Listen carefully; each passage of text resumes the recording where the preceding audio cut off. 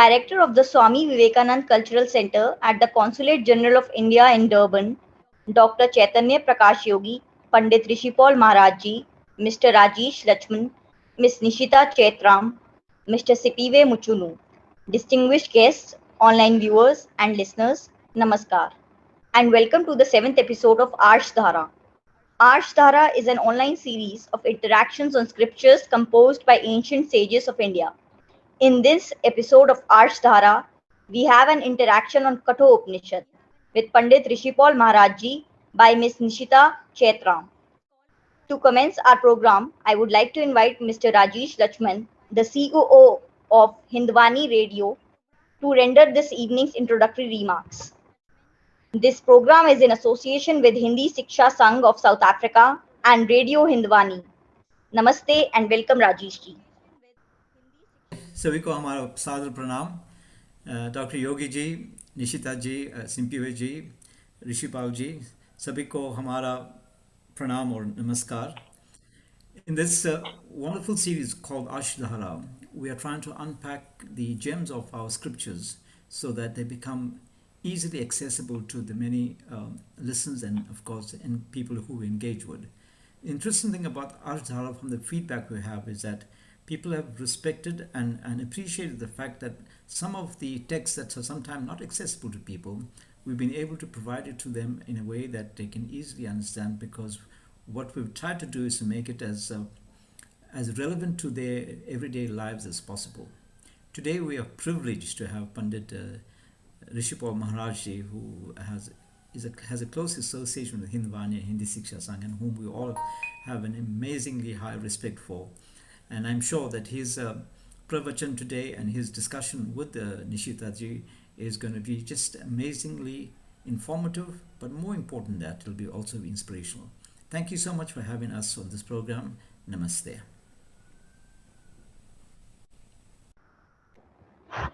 Thank you so much, Mr. Rajesh Lachman, for those introductory remarks. To commence today's program, I would like to invite our guest of this evening, Pandit Rishipal Maharaj Ji. Just a brief background about Pandit Ji. He is a retired school principal. He has been a priest for 28 years. He is the vice president of Sri Sanatan Dharma Sabha of South Africa and chairperson of Purohit Mandal of South Africa. He will be interacting with Ms. Nishita Chaitram, who is an anchor as well as a radio presenter on Radio Hindwani.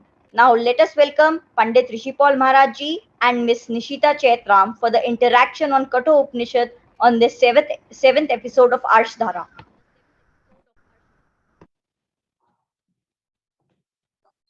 Adarnya Dr. Yogi, Adarnya Panditji, Sri Lachmanji, Srimati Modi ji, Sri Mkunu, viewers and listeners, Sadar Pranam to you all. It is indeed a humble honor for me to be a part of the online interactive series on scriptures composed by the ancient sages of India. Thank you so very much for this opportunity. Allow me to direct my attention to Panditji as we proceed with the discussion. Panditji, namaskar. Please provide a brief introduction of the Katho Upanishad for our viewers and our listeners. Namaskar and pranams to all the respected presenters and officials here. Also to the listeners and viewers. I want to very briefly start with a prayer. Om Sahana Bhavatu Sahano Bhunaktu Sahaviryam Karavavahai Tejasvina Vaditamastu Ma Vidvishavahai Om Shanti Shanti Shanti. So thank you very much for inviting me. And the introduction that you require is quite straightforward. The Upanishads are an integral part of Hindu texts dealing with questions relating to the universe, to God, all from a philosophical perspective. And they, together with the Vedas, serve as a basis for Hinduism and for promoting universal principles even in our diversity. So Upanishad actually means knowledge of the self. Upa refers to that which is remote or difficult to understand and requires clarity. And Ni refers to that which is well ascertained and established. And Sad or Shad from the Upanishad is associated with the destroying of ignorance. So when the Upanishad is used as a means or a source of knowledge, it destroys ignorance. And the destruction of ignorance is possible when the seeker of knowledge has a desire for liberation and has vairagya or detachment. So the Upanishad is a means of self-knowledge. It tells us about life, the goal of life, and what is the path to reach that goal. So Kathopanishad is one of the 108 Upanishads. It is also referred to as the Kataka Upanishad, and it falls into the category of Shruti, that which was revealed to the rishis when they were in a state of deep meditation. So being a revelation, the Katha Upanishad is considered unquestionable. It comprises 2 chapters, each divided into 3 valis or sections, if you want to call that. And each of these sections is made up of a varying number of verses. Incidentally, the word vali means a medicinal plant that grows like a vine or a creeper. And the creeper or the creepers or the vines actually grow and climb independently, but they are all born from the main tree. So these valis or these sections are all rooted in the Krishna Yajurveda. The root or the main tree is the Krishna Yajurveda. So in total, there are 71 verses, all written in the form of Sanskrit poetry. The word katha means distress or anguish, while another similar sounding word is a katha, which means a story or conversation. So Kathopanishad is a katha about Nachiketa, the young son of sage Vajrashravasa. And he had met Yama, or the Lord of Death, and heard from Yamraj about the Atma, about the nature of man, about moksha or liberation. And there is this discussion about seeking self-knowledge in our quest to experience liberation, anand, or bliss, as opposed to distress. So that basically, in a few words, is what the Kathopanishad is. Panditji, why is it considered an important scripture? And is there any research or academic study based on it? Well, scripture is meant to guide us in the way we live our lives, to help us improve and become better human beings, to help us become devoted to the Supreme Brahman, and to reach a state of pure consciousness, which translates into pure existence. So Kathopanishad does all of this and is therefore considered an important scripture to Hindus and to all open-minded and logical thinkers. There are commentaries on the Kathopanishad by numerous eminent and revered Swamis, including Sri Swami Sivanandaji, Sri Swami Krishnananda, both of the Divine Life Society, Sri Swami Chinmayananda of the Chinmaya Mission, and Sri Swami Tribhuvan Das and Sri Adi Shankaracharya, to name a few. Add to this that over the years, various Swamis have presented talks and discourses on Kathopanishad. Swami Atma Priyananda and Sri Swami Nitya Gyanananda of the Ramakrishna Mission are two of the many who have presented such discourses. And Sri Swami Abhedanandji of the Chinmaya Mission right here in South Africa also presents discourses and lessons on Upanishads, including the Kathopanishads. And many of these discourses and lessons are available on the modern technology that we have, YouTube, etc. It is perhaps, the Katha Upanishad is perhaps one of the most widely studied Upanishads, both in India and in the West. It has been translated into Persian, and later it was translated into Latin and distributed in Europe. So a person named Ralph Waldo Emerson, who among many other works wrote an essay titled Immortality. He also wrote a poem titled Brahma, and he was greatly influenced by Katha Upanishad.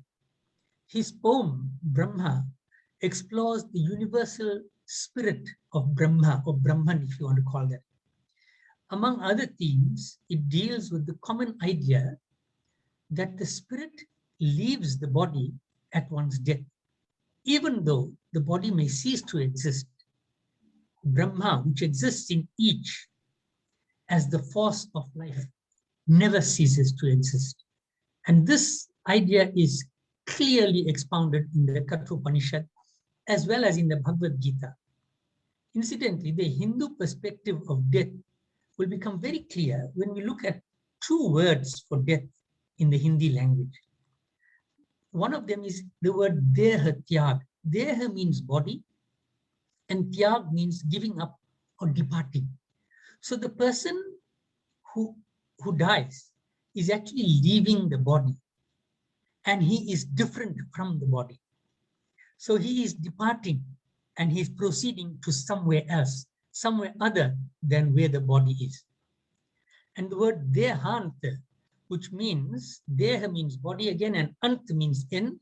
So death actually means the end of the body. It doesn't mean the end of the spirit. Then we have one of the greatest European scholars who studied the Upanishads, as well as Hindu and Buddhist teachings, was Arthur Schopenhauer. Another scholar, Edwin Arnold, presented the words of the Katha Upanishad as, he entitled it, The Secret of Death. And if I can just quickly, briefly refer to part of his introduction to the Upanishad. And he says, these ancient Sanskrit scrolls amid where India's deepest heart is hid. For thus I think our kindest eyes may read deep truth with glad surprise, the subtle thought, the far-off faith, the deathless spirit. I want to repeat that, the deathless spirit mocking death, the close-packed sense hard to unlock as diamonds from the mother rock, the solemn brief simplicity, the insight, fancy, and mystery of Hindu scriptures, all are had in this divine Upanishad, which I read in my Indian days. So says his poem, right? So there has been and still is much interest in the Katha Upanishad throughout the world, not only in India. You know, after having mentioned that, Panditji, I need to ask you, what is so special, so unique, and so interesting and enlightening in the ancient scripture of the Katha Upanishad? You know, it is very interesting that many of the ideas or themes that we come across in various other Hindu scriptures and in other religious scriptures are found in this Upanishad. So some of the verses have a theme in common with what we read, for example, in Bhagavad Gita. And both the Bhagavad Gita and the Katha Upanishad deal with what death is and the difference between the body and the infinite and indestructible Atma. Obviously, this is not the only topic in those two scriptures, but they deal with this. So, for example, in the Katha Upanishad, we have this verse, Na jayate mriyate va vipaschin nayam utaschinna babhuva kaschit ajo nityaha shashvato yam purano na hanyate hanyamane sharire. And we find a similar verse in Bhagavad Gita in which it says, Na jayate mriyate va kadachin nayam bhutva bhavitavana bhuyah ajo nitya shashvato yam purano na hanyate hanyamane shari. And both of these verses express the same idea, that the Atma is not born, nor does it die. It is eternal, ancient. It is not killed, even though the body is killed.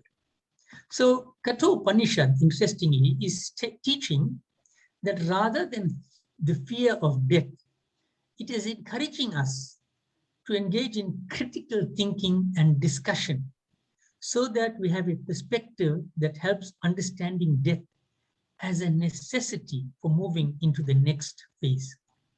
So it is encouraging critical thinking and asking of questions. And Sanatana Dharma encourages questioning, sincere questioning, to reach a higher state of understanding. So it is encouraging us to prepare for that next phase of living by living ethically and thus eliminating the fear of death and the hereafter. So in Kathopanishad, we read about the conversation that Nachiket had with death itself, or Yamraj, in the abode of death, which is in Yamlok. And V. Jayaram commented as follows. He says, in the Bhagavad Gita, we have Arjun coming face to face with the terrifying universal form of death, or Kal, in the battlefield of life. And in the Upanishad, we have Nachiket coming face to face with Yamraj, the Lord of Death, in his own abode. So these are very interesting discussions that we have in the Kathopanishad. You've explained that so brilliantly, and those verses sound so sweet indeed. Thank you for that clarity. Please guide us on the relevance of the Kathopanishad in the modern context and how it is universally applicable to all human beings and creation at present. Okay, so the story or the katha of in the Kathopanishad goes like this: that a sage Vajashravas was engaging in yajna, and he was giving gifts to the performers of the yajna. He was giving away things in sacrifice, in other words. But he was giving away things that were of little value. They were of not much use anymore. His son, Nachiket, was watching all of this, and he pointed out this error to his father. He says, the cows are old, they cannot produce milk anymore, and you are giving these away? Of what value will it be to the recipient? So something to comment on here. Even in the ancient times, there were what many will in our days call rebellious children. Children who are prepared to argue and debate and stand up to elders.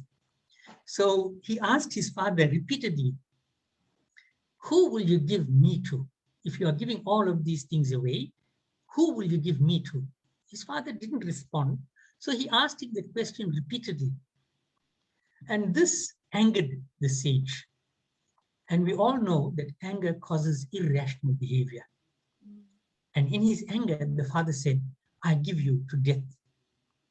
And this statement of the father, even though Nachiket may be considered to be rebellious, he observed the instruction of his father. He took it seriously, and he went to Yamraj.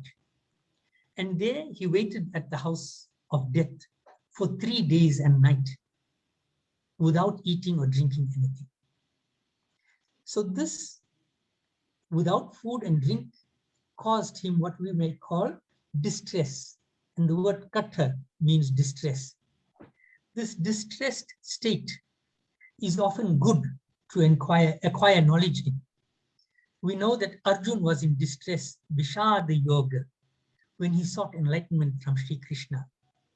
And Nachiket is in the state of distress.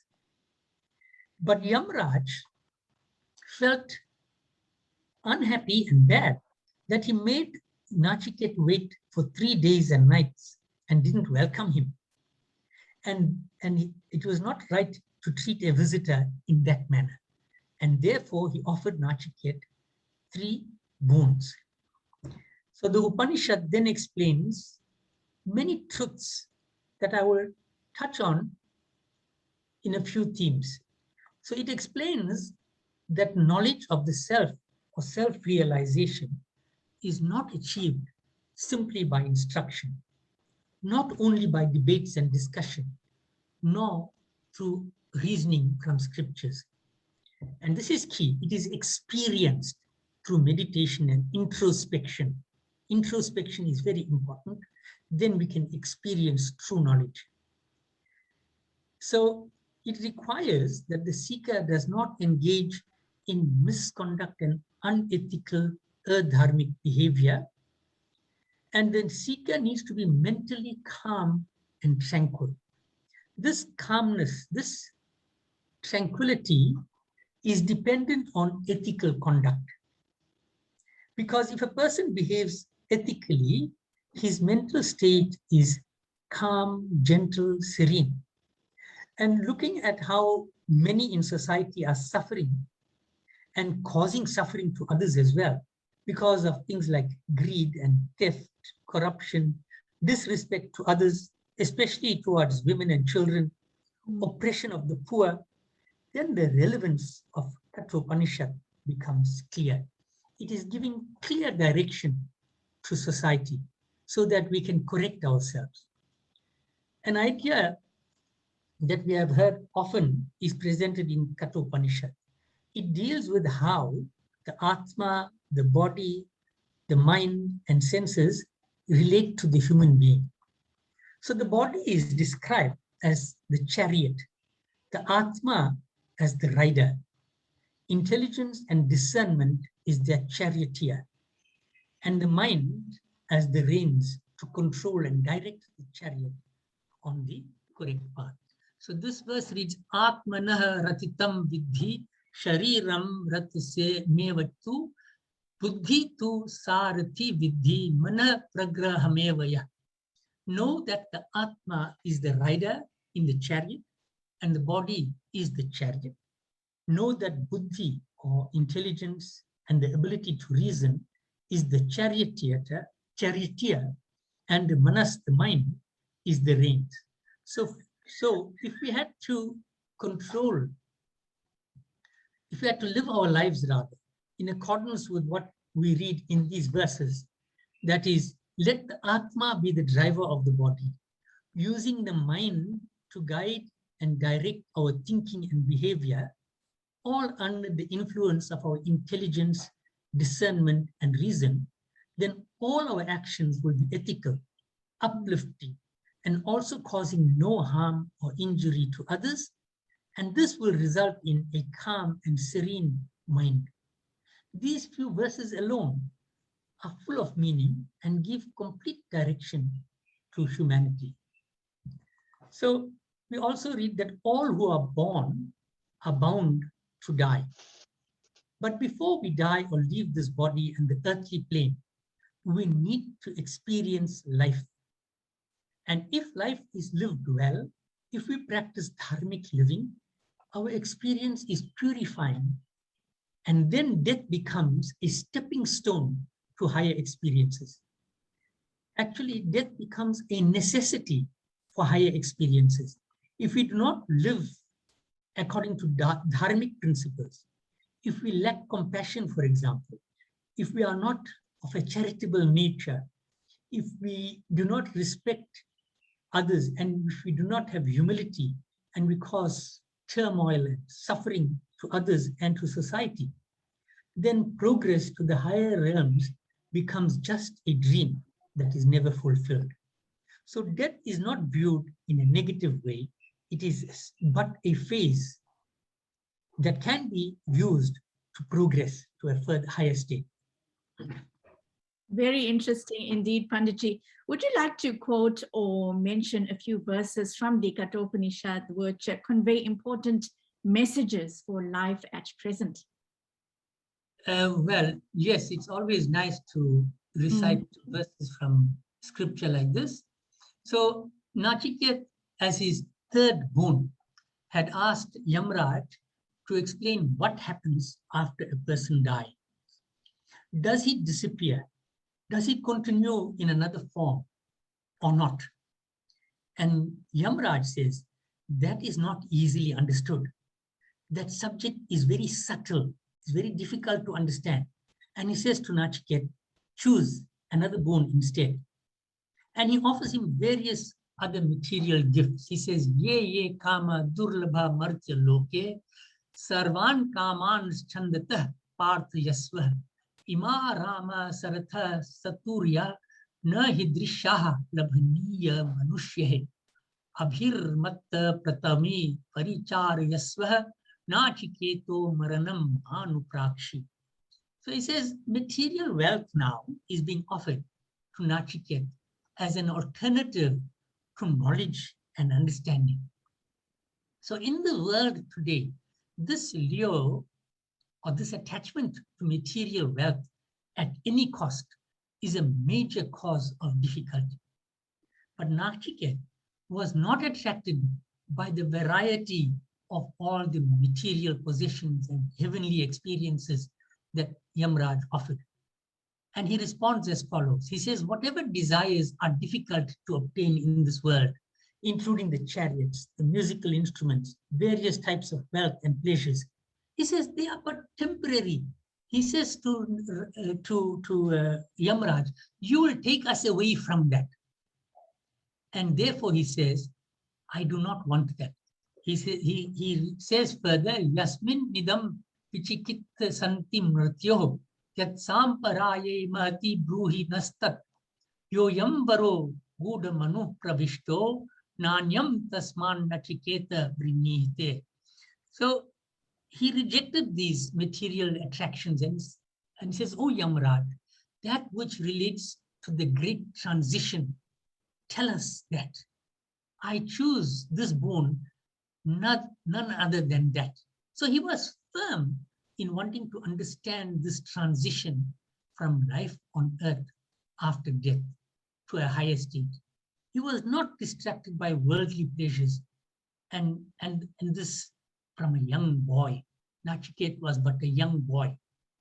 So the message, if understood and acted upon in this world, will make for a better society in which greed and other unethical behavior that often gives rise to violence and harm to others will be reduced significantly if we are all firm in our resolves to let dharma be the first priority in the human pursuits of dharma, arth, kam, and moksha. So if we make dharma our first priority, everything else falls into place. There is one more verse relating to this. It says, Shreyascha preyascha manushya metah to sampattariyatya vinina dhira shreyo hi dhiromi preyaso vrinite preyo mando yoga kshema drinite. And this verse talks about knowledge and wisdom as being good, as opposed to the quest for that which is pleasant. So knowledge, wisdom, and exercising our discretion are always more important than trying to experience pleasure. In fact, it may be more difficult to act from the basis of knowledge and wisdom than to take the convenient path of short-term pleasure. But the more difficult path gives long-term benefits. Isn't this a very important idea that is found throughout our scriptures? Very important lessons indeed, Panditji. Thank you for that. And, you know, in addition, Panditji, I've got to ask, how did you obtain the inspiration and the motivation to study the Kathopanishad? And further to that, did you experience any difficulty in studying and understanding the scripture as a scholar? Well, I like that question. You know, nothing worth getting comes without difficulty. Sincere, honest effort is the basis of any success or victory. Discipline is required for success. Yes, there were difficulties, but the knowledge and the skills that we require to study must be developed, even though it's difficult, so that we can understand what we are studying. And we are fortunate that there are so many top-class commentaries available, and that many Swamis and Kathakars they regularly presented and still present discourses. This eased the difficulty. And the inspiration, of course, my grandfather, who arrived from India as an indentured laborer, and my grandmother were both great influence on my life and my siblings' lives. Growing up, I used to watch them read scripture daily. They had a set routine for scripture study. I remember that my grandfather used to be reading at about 4:30 in the morning when we were still asleep. And we used to see this because I used to share a bedroom with him. So later on, of course, the example set by my parents and uncles made a big impact on us children. Then, as a Purohit, I'm often asked questions and to clarify issues for people that I engage with relating to scripture. And for me, to give authoritative and scripturally based responses and to guide from a position of confidence, I needed to study. But most important of all of this is that from a personal point of view, I too needed to understand about self-knowledge, about life, about death, about the goal, and about liberation. So all of these things inspired me to study this.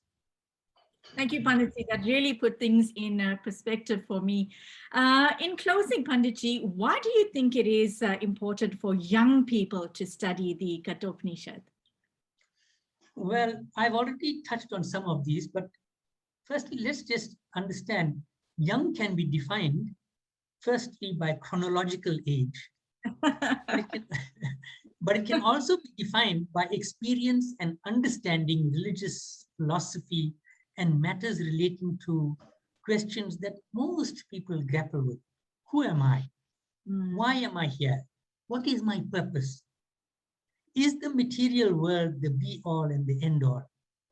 And these are all topics that we all need to understand. These topics are discussed in Kathopanishad, and they are ever relevant for all, not only in ancient times.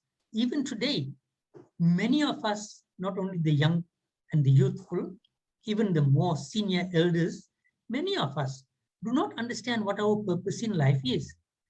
We are just rushing through this rat race, as it were.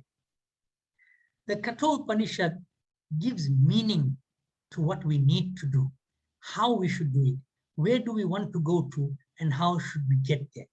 So the Kathopanishad, as all the other Upanishads, are always relevant for both the young and the not so young. I'm hoping that these answers have helped us ask more questions relating to Kathopanishad. It will inspire us to do some more research, and that all of us will now start to study. And now with modern technology, these texts are available so easily that I'm hoping that this little discussion that we've had in the short space of time will prompt people to study more from our scriptures. Jai Shri Ram. Panditji, thank you so much for the generous enlightenment, and definitely we leave with a better understanding of our ancient scriptures. We appreciate your time with us. Back to Madam Program Director. Thank you so much, Panditji and Nishita-ji, for that very profound interaction. We definitely gained so much more knowledge on Kathopanishad, the connection between the spirit and the body, the reason why it's important for all the generations to have knowledge about this scripture. We had some beautiful insights on all of this by Panditji. With that, we have come to the close of this episode of Arsh Dhara. I would like to introduce Mr. Sipive Muchunu from the Swami Vivekanand Cultural Center at the Consulate General of India in Durban to render this evening's vote of thanks. Namaskar. Greetings to all of you. On behalf of Swami Vivekananda Cultural Center at the Consulate General of India in Durban, I am honored today to deliver a vote of thanks on today's 7th episode of the program, Ashdara. This is an online series of interaction on scriptures composed by ancient sages of India. Today's interactions was on Katha Upanishad. Now allow me to thank our online guest, Sri Rajesh Lashmanji, COO of Hindivani Radio, for the sterling introductory remarks that he gave this evening.